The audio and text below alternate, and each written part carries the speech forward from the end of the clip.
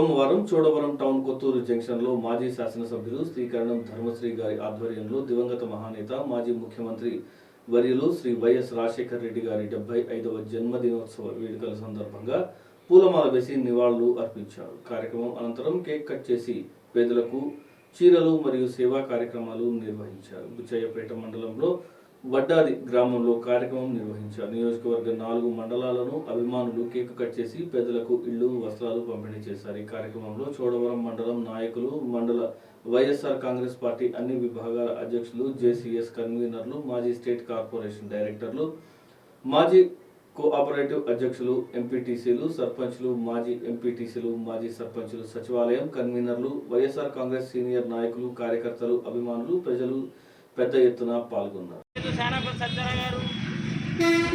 అలాగే party cadre, ఈ క్యాడర్లందరూ కూడా తెలుసు రాజశేఖర రెడ్డి గారు ఎంత నిబద్ధతతో ఎంతమందికి శత్రువులను కూడా ప్రేమించే మనస్తత్వం ఉన్నటువంటి ఏకైక వ్యక్తి రాజకీయాల్లో ఎవరైనా ఉన్నారంటే అది డాక్టర్ వైఎస్ రాజశేఖర రెడ్డి గారే.